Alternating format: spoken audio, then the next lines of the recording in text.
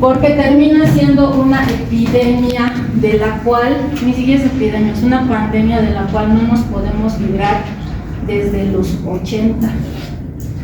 Es la misma pregunta que les hago, y acuérdense, la misma pregunta que les hago siempre, ¿no? Que nos vemos en teóricas. ¿Dónde estaban ustedes en los 80? ¿No? Eran polvo de estrellas, ¿no? Galaxias lejanas. Un espermatozoide. Sí, un espermatozoide ahí lejano. De repente están aquí, bailando y hablando. Todo empezó cuando empezaron a llegar personas a las unidades de emergencias con patologías que veían frecuencia que iba aumentando en una cantidad alarmante que antes no veían. Personas que tenían hongos que invadían la cavidad oral, pero que el hongo se lo caracterizaba por encontrarse en paladar, en dorso de lengua, pero al encontrarlo en las partes laterales de la lengua se llama ya leucoplaquia oral vellosa, y esa combinación no era frecuente. Además que llegaban pacientes que tenían este tipo de lesiones generadas por un virus herpes, pero asociadas a neoplasia, ¿no? Sarcomas de Kaposi. Y no solo sarcomas de Kaposi en piel, sino sarcoma de Kaposi en mucosas, en encías. Pero ¿cuál fue el cherry de todo? La inmensa cantidad numérica, y no decimos miles y miles y miles de casos. Basta que siempre venga un caso al mes y de repente ya son 5, eso es alarmante. De casos que llegaban con neumocistosis, en ese entonces llamado Pneumocystis carini, ahora llamado Pneumocystis jirovecii, de personas que tenían una característica en particular: personas jóvenes, homosexuales, que no tenían una enfermedad del sistema inmune primario de nacimiento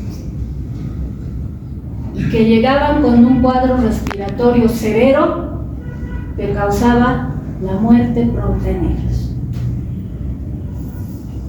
Todo el mundo se preguntaba qué podía hacer. ¿Qué podía hacer esta enfermedad que estaba llegando cada vez más y que tenía este tipo de personas dentro? Los 80, momentos en los cuales no había una tecnología tan avanzada, momentos en los cuales estas personas llegaban en estas condiciones muy emaciados, muy deteriorados, con cuadros mixtos de enfermedad, lesiones cutáneas importantes, cuadros diarreicos severos, que no solamente atacaba a gente común y corriente, sino que esta enfermedad tuvo la capacidad de quitarnos íconos importantes y fabulosos de nuestra vida. ¿Como quién será esta persona? Oh, ¿quién será? Ya, no todo es reggaetón, pues. Bueno, ustedes del 80 eran pues polvo de estrella, ¿no? Escuchen, Vladimir. ¿Qué tal, mujer? Era enfermo, tenía las condicionantes. Sí, tenía las condicionantes. Y murió por la enfermedad. Murió en un estado de SIDA avanzado. Pero lo llamativo que fue los casos numéricos por año que se presentaron. Lo interesante aquí fue el huevo o la gallina. ¿Qué fue primero? ¿El SIDA o el VIH? VIH. El SIDA. No sabían qué era. En 1981, todo ese cuadro sindrómico fue englobado como el síndrome de inmunodeficiencia adquirida, el 81. Síndrome porque era el conjunto de signos y síntomas de inmunodeficiencia inmunodeficiencia porque tenía la característica y la capacidad de deteriorar el sistema inmune del individuo a expensas de sus linfocitos CD4, que después se hizo el estudio, pero lo deterioraba tanto, que lo enfermaba tanto, adquirida porque ninguna de estas personas tenía inmunidad afectada primariamente en su nacimiento. Era el síndrome de inmunodeficiencia adquirida, del cual no sabían quién o qué era el causante de la enfermedad. Se lo denominó SIDA en 1981,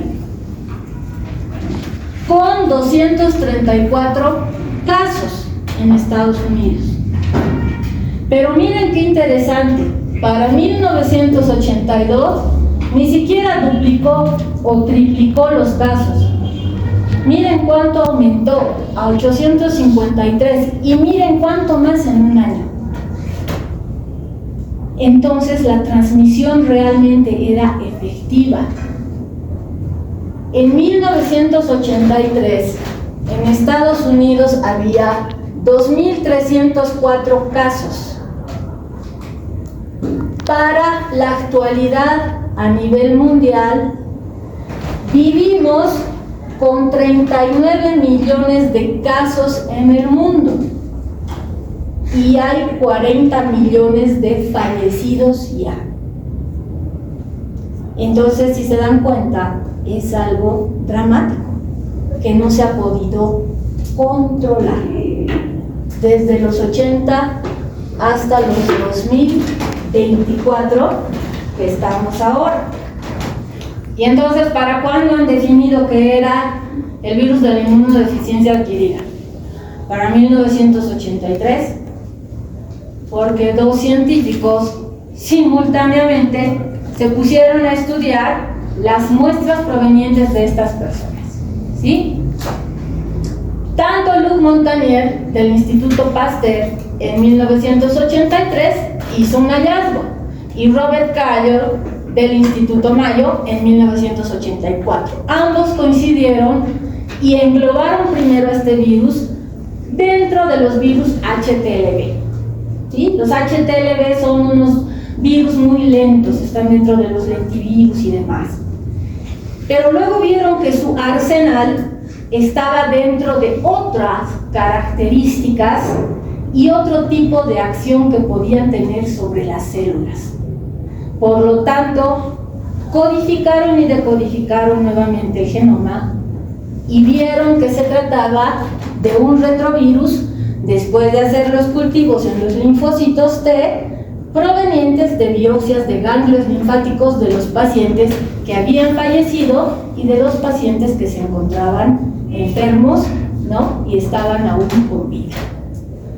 Por lo tanto, después de mucho tiempo de pelea de yo lo vi primero, como siempre, se llegó a la foto falsa, ¿no? De la sonrisa de te quiero pero te odio, ¿sí? La sonrisa. Y llegaron a esta sonrisa feliz de que lo encontramos juntos.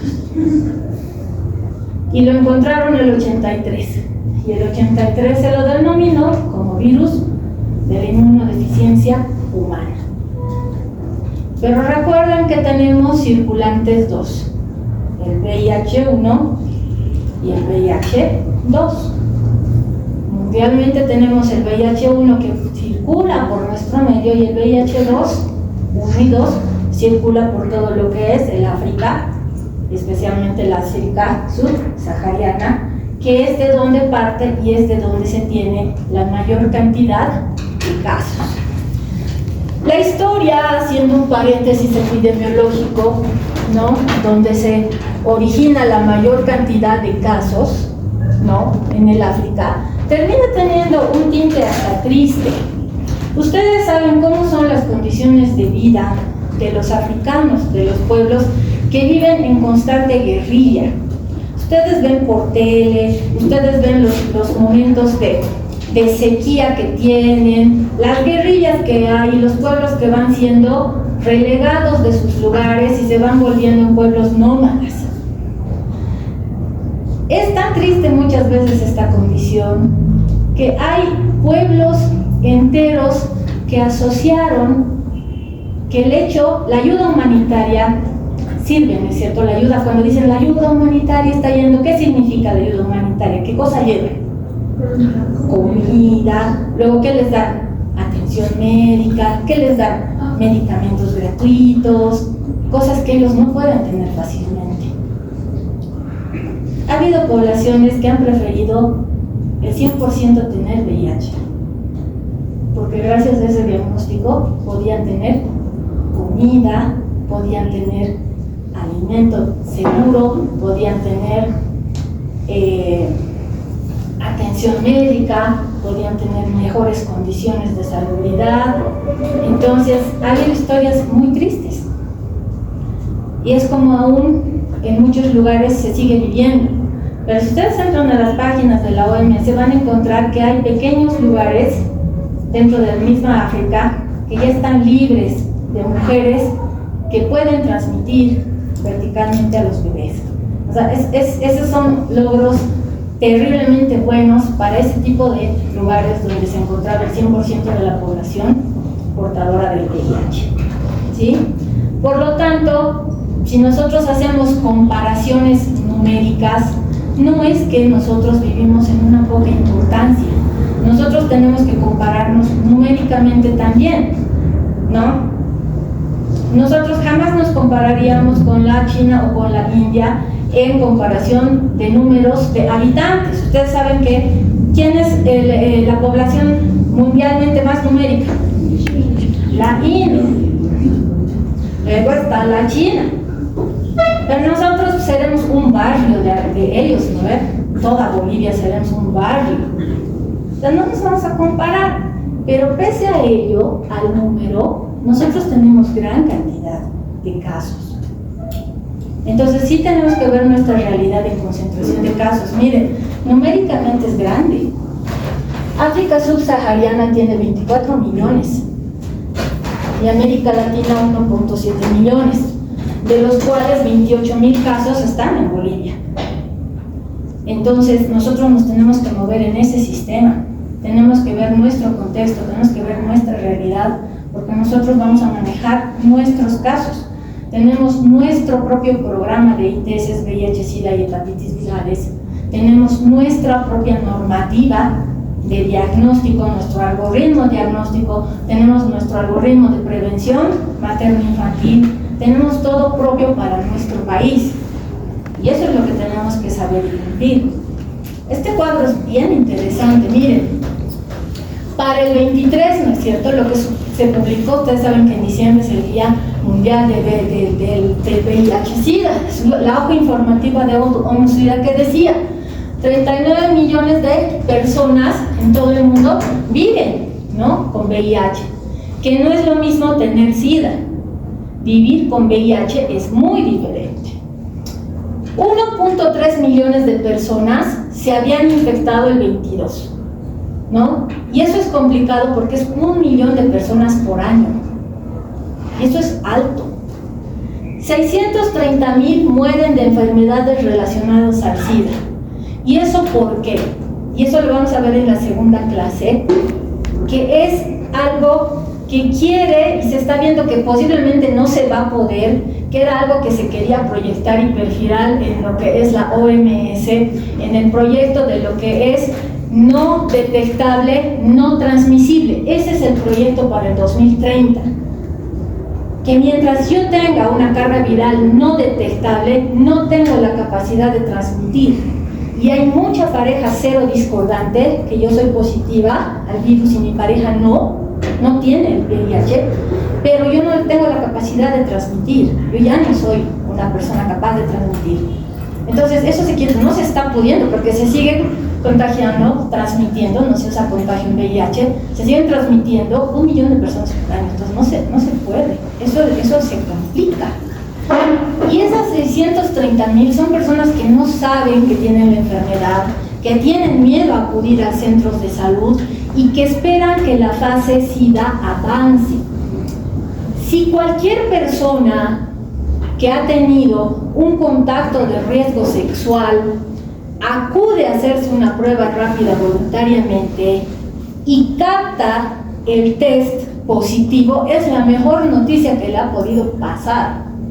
¿Por qué? Porque su CD4 está alto. Y si empieza el tratamiento, se va a mantener alto. Pero si espera, no saben lo terrible que es recuperar. Yo he tenido pacientes, el CD4 nuestro, ¿cuánto es? 1500, pongan en promedio. He tenido pacientes con CD4 de 50. Esos 50 tardan con un paciente bien disciplinado 2 años atrás en subir a 150. Y en esos 2 o 3 años todo le puede pasar, porque está en estadio SIDA todavía. En cambio, de esa persona que ha sido inteligente y se ha ido a hacer una prueba rápida y en sus 1500 le han agarrado el test positivo, pues tiene todo el chance de tener una vida plena todavía. Estos son los casos que lo dejan, ¿sí? 29 millones de personas acceden a la terapia, pero muchos de ellos van dejando, lo toman, lo dejan, y eso no es hacer terapia. Eso no es hacer terapia. 85 millones de personas se han infectado y 40 millones han muerto por enfermedades relacionadas con el SIDA desde el inicio de la pandemia, o sea, desde los 80. En 2022 había 39 millones de personas, de los cuales 37 eran adultos de 15 años o más. Pero 15 años son chiquitos, para mí son niños. 15 años, ¿dónde están? En colegio. Son niños y niñas todavía. Miren, 1.5 millones de 0 a 14 años, con 3 modalidades de transmisión: mamá-bebé, ¿sí?, relaciones sexuales o abuso sexual. El 53%, más de la mitad del total de personas del mundo con VIH, son mujeres y niñas, por múltiples factores de todo tipo, factores sociales, factores económicos, por múltiples factores. Y el 86% de estas personas ya conocían su estado serológico. Simplemente han ido a decir, sí, a ver, me haré un test, pero ya en el fondo sí sabían. Nosotros en el programa teníamos un paciente, aunque no crean, tenía 19 antes de que haya la red, porque ahora por red nacional se sabe. Este paciente puede ir, yo que sé, a Montero, hacerse la prueba, ¡tac!, sale, sale en la recta roja su nombre, que se ha hecho la prueba en Tarija. Antes no había eso, en el 2009-2008 no había eso. Tenía 19 pruebas hechas. Era una persona que no creía que tenía el virus. Y era complejo. Todo el país se iba a hacer pruebas. Y es complejo, porque no tenía la aceptación como tal. Por lo tanto, no puedo decir que una persona que tiene VIH tiene SIDA, porque no son sinónimos. No es una sinónimo. Cuando ustedes estén en hospital, cuando ustedes estén de médicos tratantes, ¿por qué? No necesitan ser internistas, inmunólogos, infectólogos para ver un paciente con VIH. Puede ser un paciente con VIH que ha sufrido un accidente de tránsito y ha tenido un trauma muy importante en pierna con una fractura expuesta y unos veces traumatólogo. Necesita entrar al quirófano para generar una cirugía, una órtesis. ¿Qué tienen que ver ustedes con el VIH? Tienen que tener el conocimiento, pues. El doble guante para la cirugía, en bioseguridad, todo eso. Pero no pueden andar diciendo el paciente con SIDA, ¿no? Es un paciente que puede estar en un muy buen esquema de tratamiento, una carga viral indetectable y de 4 años. Es un paciente con VIH, no es un paciente con SIDA.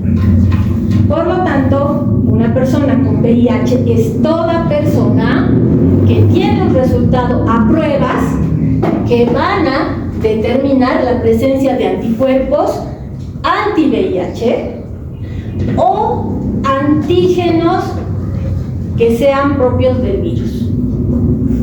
¿Sí?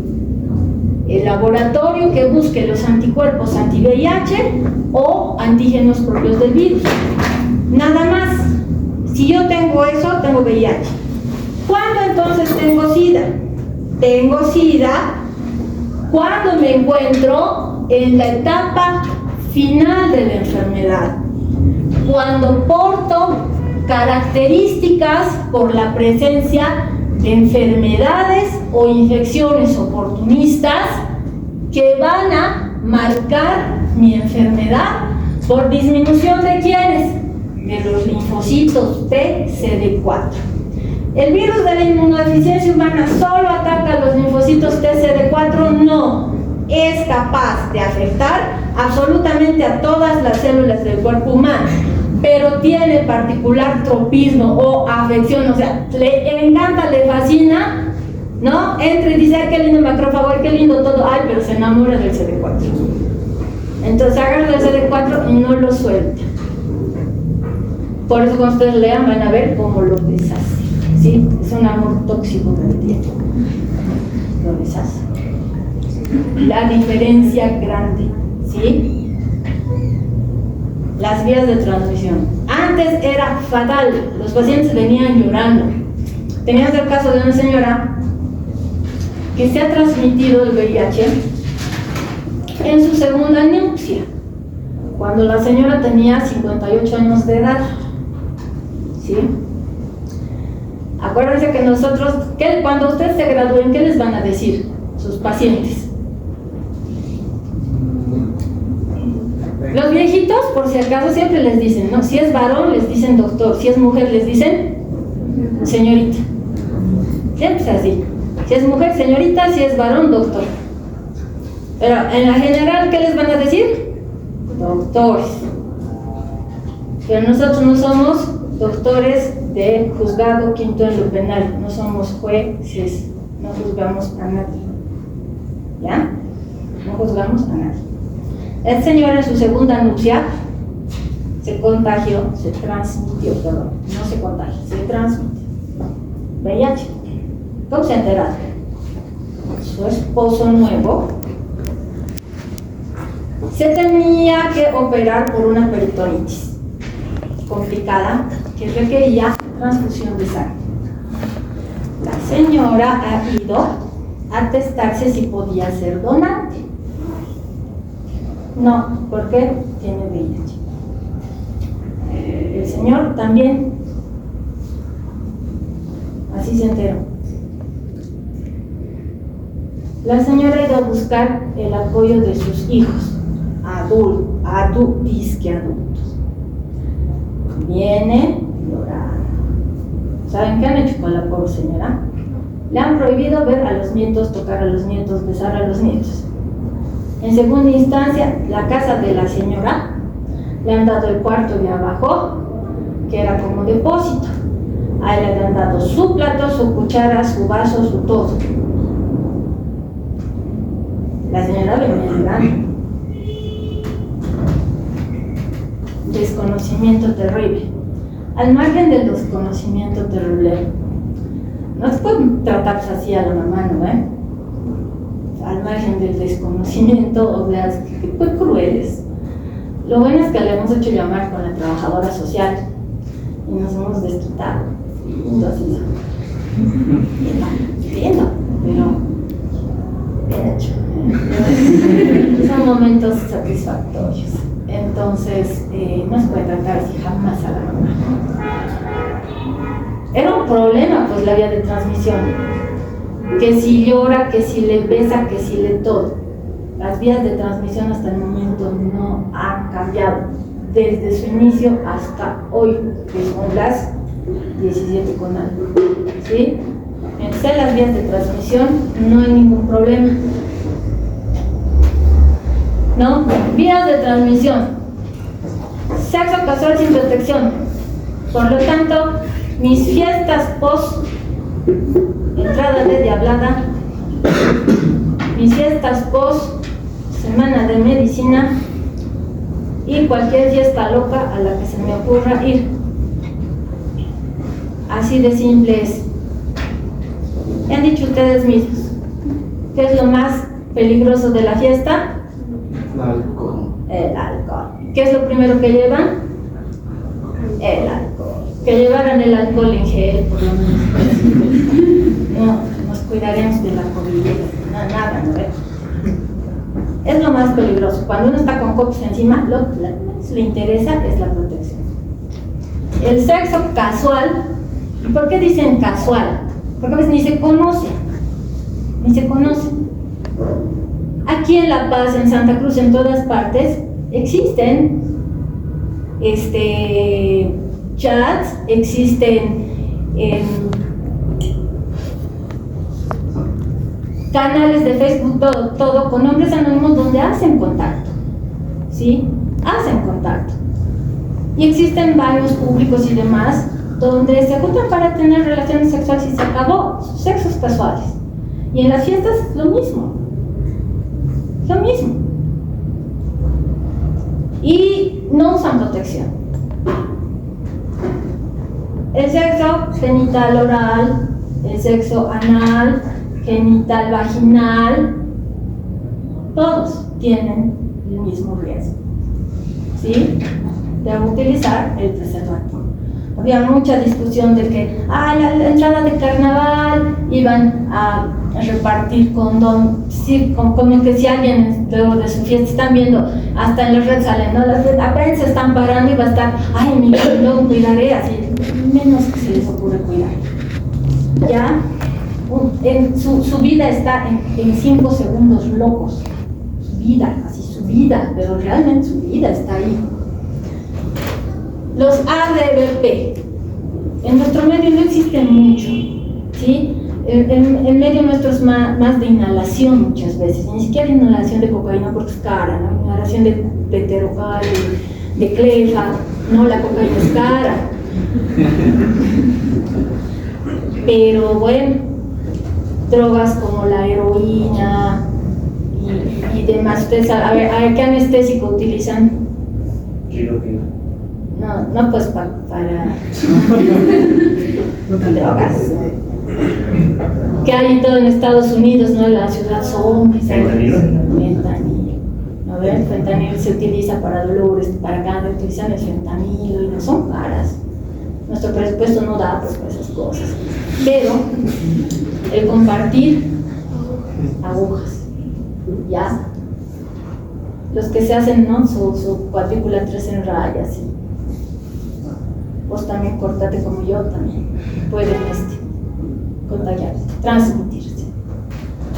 Transfusiones hay, antes había más, pero ahora el sistema es tan sensible, porque para quienes de ustedes han donado sangre, muy bien, y los otros tacaños no dan 5 litros ni un poco, tienen que donar sangre, ya en algún momento de su vida tienen que donar sangre.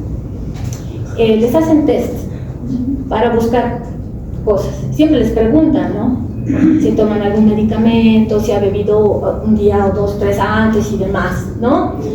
Y les hacen una pesquisa bien delicada de enfermedades, y ahí está el VIH. ¿Cuándo no se puede testar? Cuando esté en el periodo ventana, 27 días en que yo hoy he adquirido el virus, y hoy que es lunes, el viernes o sábado quiero donar sangre, no me va a testar. Hoy ya tengo el virus, porque está en el periodo ventana, 27 días no me testa. No me va a testar, ¿sí? Ese es un problema. Mamá bebé en el momento de la gestación, en el momento del parto y en el momento de la lactancia, ¿sí? Y cuando tenemos cortopunzantes. Por eso el cirujano siempre utiliza doble guante cuando va a tener acceso y sabe que el paciente tiene VIH. Y cuando nosotros, o las licenciadas en enfermería también, cuando tienen el accidente punzante se hace lo que es la denuncia. ¿Qué es lo que no se hace mucho frecuentemente en los hospitales? Cuando tenemos estos accidentes se debe hacer el doble testeo al paciente y a nosotros, porque es un cero. ¿Para qué? Para ver si yo no tenía VIH o si el paciente no tenía VIH antes de este accidente. ¿Sí? Los dos podemos salir negativos. O yo ya tenía y el paciente no, y sin motivo estoy acusándolo al paciente, o al revés, el paciente sí tenía, estaba sin tratamiento, pero yo ya tengo el chance de tomar la profilaxis. Y solamente tengo 3 días para tomar esa profilaxis. Si al 8º día me animo a decirme pinchado, ya no me da nada. Pues si ese ratito digo, sí puedo tener el chance de tener profilaxis. Pero miren, todo este montón de cosas, no hay pues que era un tabú antes, y se pensaba que era una parte fabulosa para la transmisión. Epidemiológicamente nosotros tenemos mucho que ver, ¿sí? Si recordamos datos epidemiológicos nuestros, porque tenemos que trabajar con lo que nosotros tenemos, en el mundo hay mucha información, pero trabajamos con lo que nosotros vamos. Se han actualizado estas guías ya, pero lastimosamente no están ni online ni están impresas, ¿no? Yo creo que en algún momento se va a dar, por eso es que tenemos las del 2018. Miren, tenemos 23.926 casos notificados desde el 84, que ha sido el primer caso detectado en Bolivia de VIH, el primer caso en Bolivia, ¿sí? Hasta el 2028, miren, 19.330 tienen VIH, 4.596 están en estadio SIDA. ¿Qué es lo preocupante? El riesgo, el grupo etario cómo ha disminuido, porque tenemos grupos etarios que están ya bajo los 15 años. Eso significa que el VIH ha entrado al colegio, ¿no? Y viendo bien en el colegio no les dan educación sexual integral como debe ser, porque mientras más información tengo ya lo puedo utilizar a mi favor. Existen trabajadoras sexuales que están bien controladas, porque les hacen test cada cierto tiempo, les hacen revisiones y les hacen exámenes, trabajadoras sexuales, hombres y mujeres, y transgénero. Acuérdense que esto empezó siendo un mito de que solamente los homosexuales tenían VIH, ¿no es así? Los heterosexuales actualmente mundialmente son el grupo que más VIH tienen, ¿no?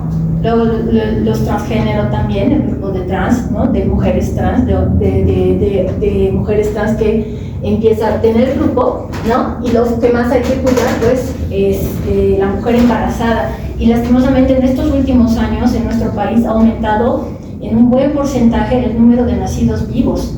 ¿Por qué? Porque está habiendo bastante embarazo adolescente. Y el embarazo adolescente, nexado a que pues no tengo cuidado y puede haber transmisión con VIH, pues el bebé también nace con VIH. Entonces son cosas que nosotros tenemos que ir cuidando. En los últimos años nosotros cambiamos de lugar. Fuimos bastantes años el departamento que ocupaba el tercer lugar a nivel nacional. Desde ya hace más o menos unos 8 o 9 años ocupamos ya el segundo lugar. Santa Cruz siempre estuvo en el primer lugar, luego estaba Cochabamba y luego La Paz. Ahora cambiamos de lugar, ¿sí?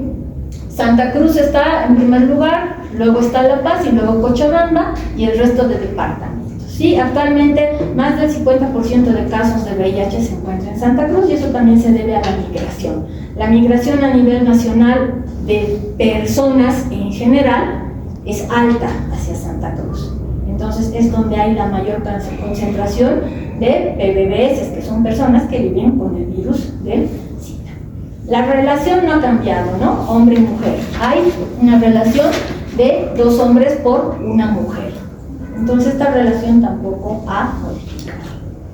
¿Qué es lo que tenemos que conocer? Los componentes del virus. ¿Por qué? Conociendo al virus nosotros podemos tener un acercamiento y entender del por qué es como una terapia que se realiza a las personas que tienen tuberculosis. Cuando llega tuberculosis se van a dar cuenta que es un tratamiento supervisado, pero nunca monoterapia a la persona que tiene tuberculosis. A la persona que tiene VIH tampoco se le da monoterapia, jamás se le da monoterapia. ¿Eso qué significa? Que nunca le voy a dar un antirretroviral, va a tener un grupo de antirretrovirales. El 2007-2008 era terrible darles antirretrovirales, especialmente cuando la mujer empezaba a gestar, tenía que tomar 13 tabletas al día. ¿Por qué? Porque esa vez, por ejemplo, el efavirenz se le sacaba porque se pensaba que daba daño al tubo neural del bebé y se le cambiaba por el nelfinavir. Y el nelfinavir no era una tableta. Para llenar la cantidad de miligramos que necesitaba tenía que tomar 6 tabletas al día del nelfinavir.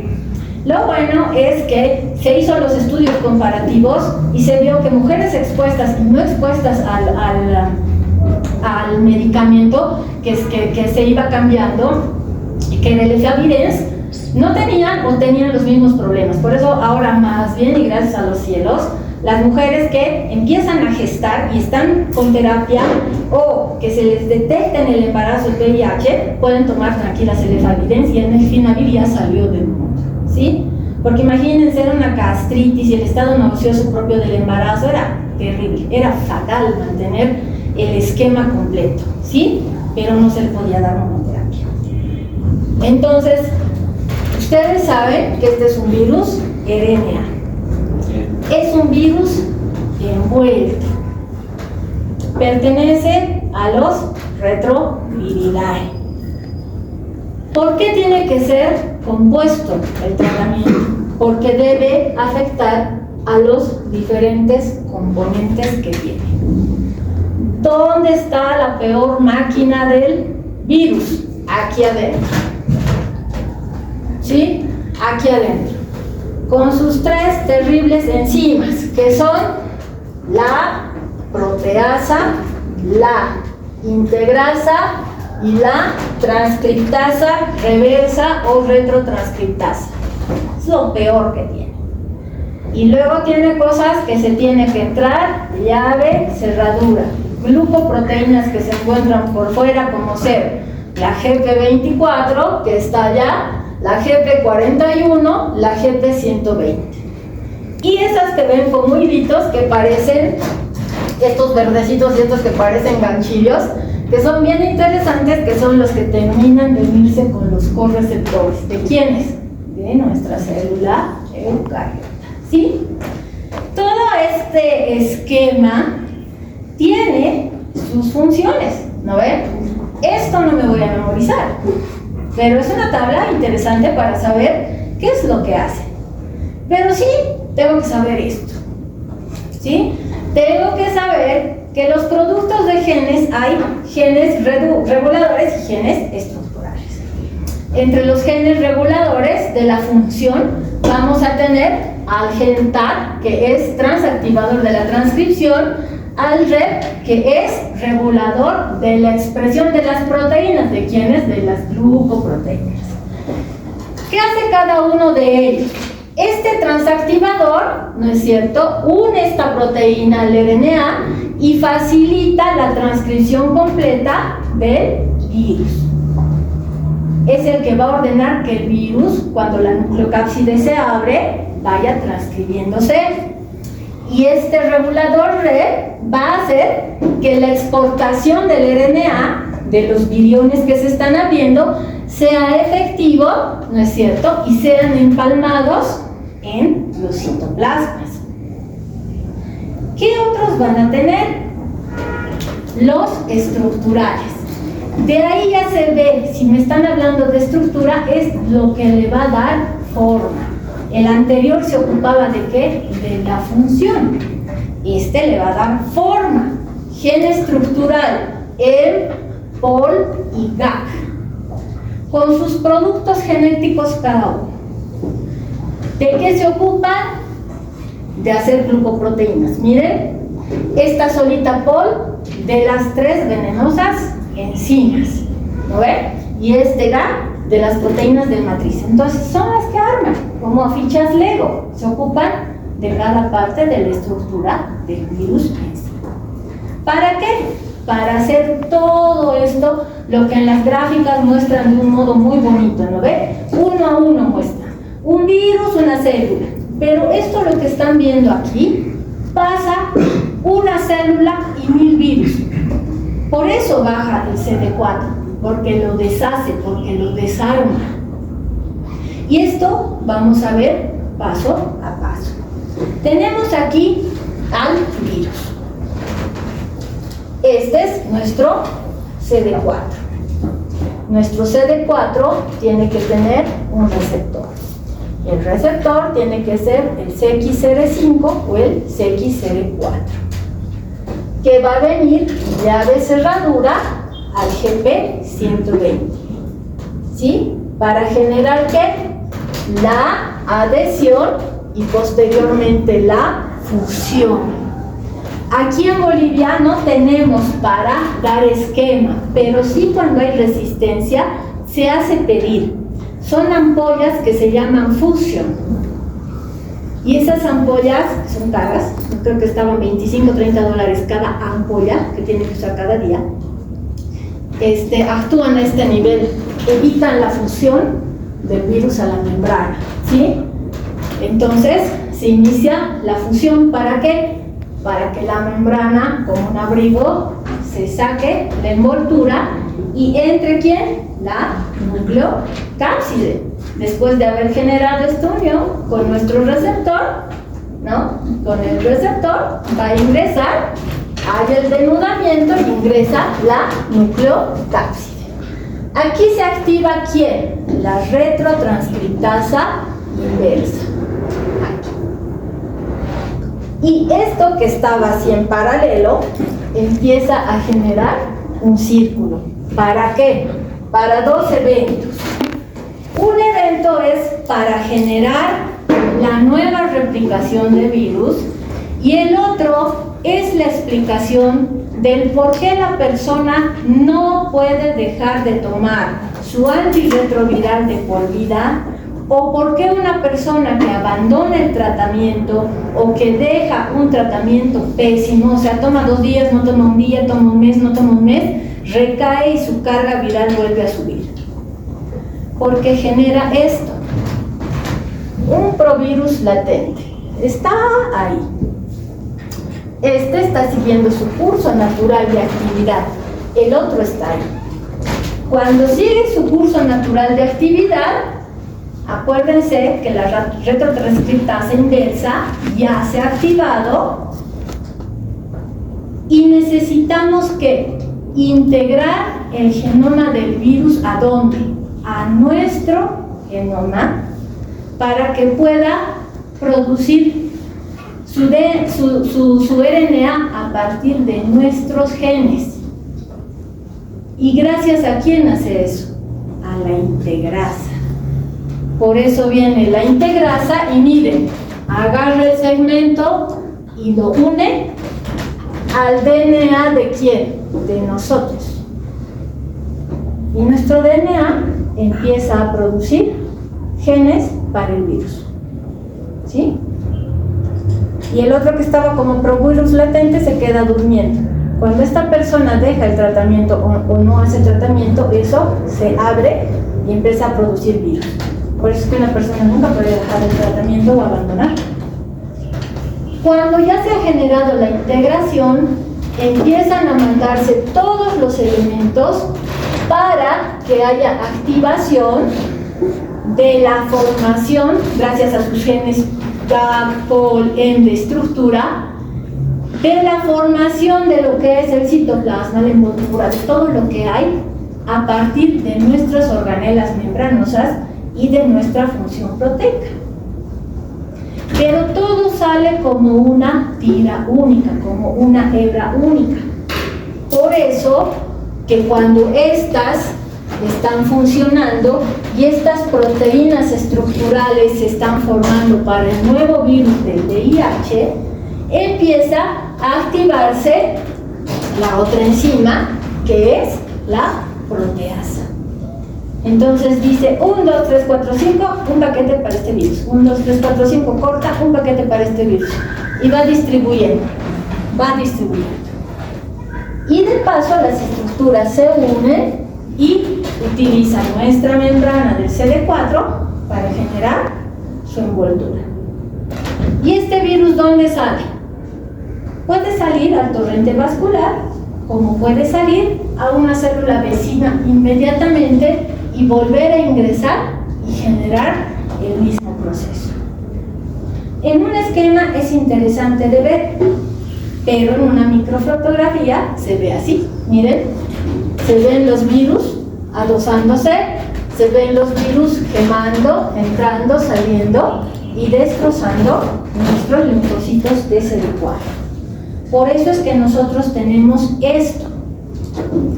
Cuando tenemos semanas y años, porque acuérdense, y eso lo vamos a llevar el miércoles, cuando ustedes tienen gripe, hoy se sienten enfermos.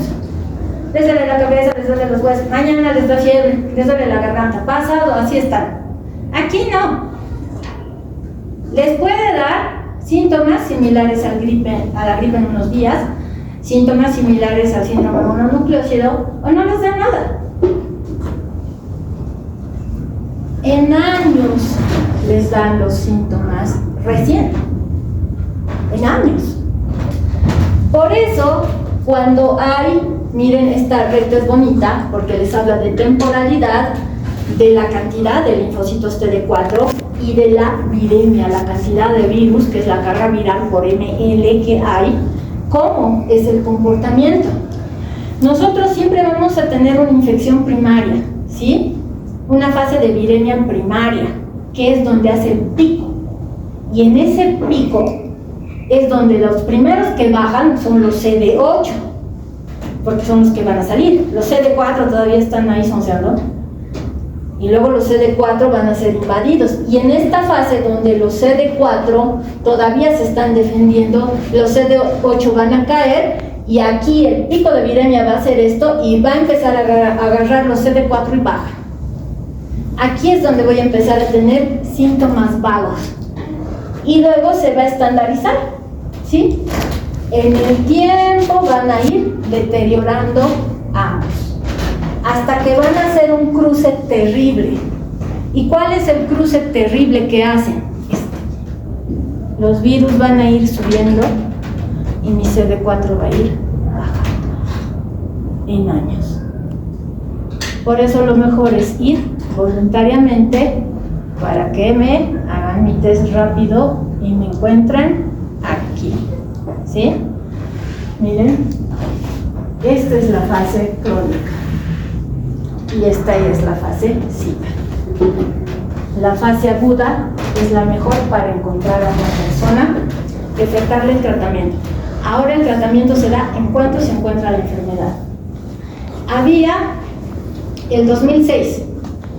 Se trata hasta que tenga 200. Era terrible. Se encontraba una persona con 800, había que contemplarle hasta que tenga 200. Luego a 500. Y lo mejor que puso es, se encuentra hoy, se inicia tratamiento. Ahora se diagnostica a la persona y se inicia tratamiento. Es lo mejor que existe. ¿Sí?